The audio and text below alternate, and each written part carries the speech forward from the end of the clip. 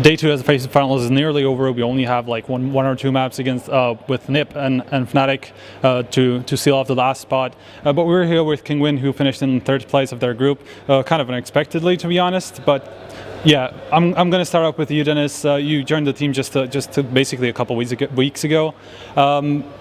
How well have you adapted to the team? How hard was it for you to adapt to an international team, seeing as you've only played in Swedish teams before? It wasn't that hard. I mean, I know the players. I know how they play. I know Michael. I know Rain from before. So I mean, I just try to adapt, and it goes well. I mean, we communicate good. It goes better than people think, you know, with English and stuff. It's going good. It's going well. Okay, since you only had, I think it was like 2 days of boot camp, right, in Poland before you got here? Only 1 day, okay. 1 day in Poland boot camping. How much have you actually put in the practices then? Have you played online before that, or did you just go into the boot camp? We played as much as possible, but just a few days. It wasn't long ago since I joined. We haven't played every map, so yeah, not too much. We were supposed to play so much at the boot camp, and then we got invited here, so not too much. So Fox, what were your expectations going into this event then, with that kind of practice going in? I think the expectations is good for us, because I think the people didn't think we can beat teams like Virtus Pro and Navi and stuff like that.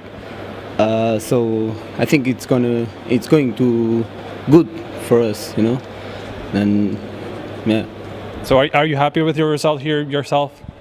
I will stay better if we just win against Navi in the third map, but yeah, it was not better at all, and then yeah. What about yourself? What about your kind of personal expectations? I was hoping for top 4, but I'm happy with this. You know, we haven't practiced too much, as you know, and we just went here. We see this as practice, you know, and we beat Virtus. We played good against Navi, and yeah, I was hoping for top 4.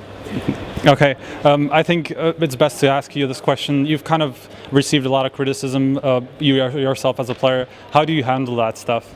I handle good, but I think the people have to understand one thing or two. The first is, when we start the team, I didn't talk English at all, like zero. I'm going to have some lessons after the ASL qualifier, and the people have to see like I have another role on my ex-team, you know. Here I'm just searching for my own role on the team and my own game, and it takes time, you know, but I think personally I'm not playing bad as they say or something, but I just don't care what the people write in the bad things, you know. It's their opinion and I respect, but I just don't care about it.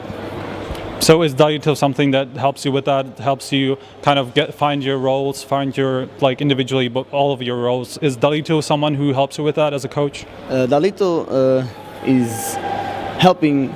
I can say, like, personally, he's helping me a lot, because he's always with me, like helping me with the English and stuff like that, playing.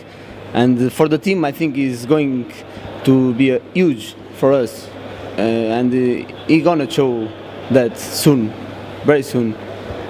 Okay, so what do you think, what's Dalito's role nowadays? I know you transferred kind of from the first day when nobody really called to the second day where Dalito has called and obviously showed improvements. What do you think about that? What's your take on Dalito's role in the team? The first day when we played Cloud9, we did not have a caller like that. We were just playing random, and we had a talk after the match.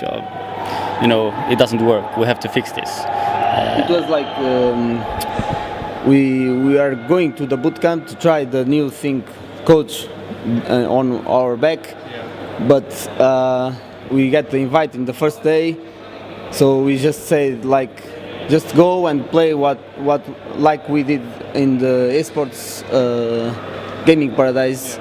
Like Scream is doing some calls, me, Michael, and let's just keep playing like that. But after the game against Cloud9, we feel like we need a caller in the team, so we changed that today. Yeah. Okay, so what do you think about the improvements? Do you think once you get more practice with this, with Dalito calling, do you think it's going to get better only from now on? It's gonna get a lot better. We have 5 good players, all different roles, good at different stuff. But if you just focus on fragging and have someone else behind you that can see every screen monitor and see what you do, what you should do, it's gonna be good. I mean, it feels better already.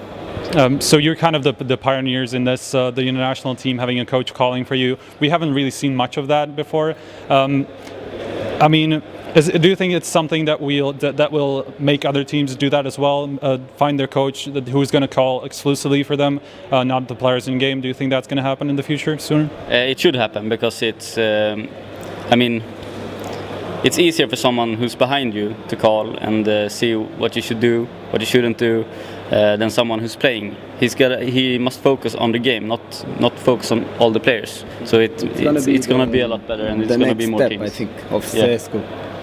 What about international teams? Obviously, there's a big advantage to that. You have much bigger set of players that you can choose from as a team.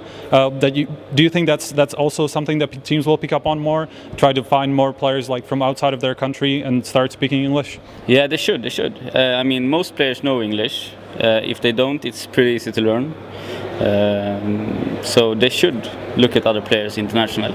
Yeah, look at Fox not speaking English at all now. In an English-speaking team. Day by day. Yeah, it's improving every day. All right, that's great, guys. Do you have any last words? Shout-outs to fans, sponsors? Yeah, I want to thank Kinguin, of course, and all the fans for supporting us, and just keep supporting us. We will do better. Yeah, it's the same. Thanks for the support. All right, so that was Kinguin from Day 2. We're still going to get the winner of Fnatic and an IP before we close out Day 2 at FACEIT Stage 2 Finals at DreamHack Valencia.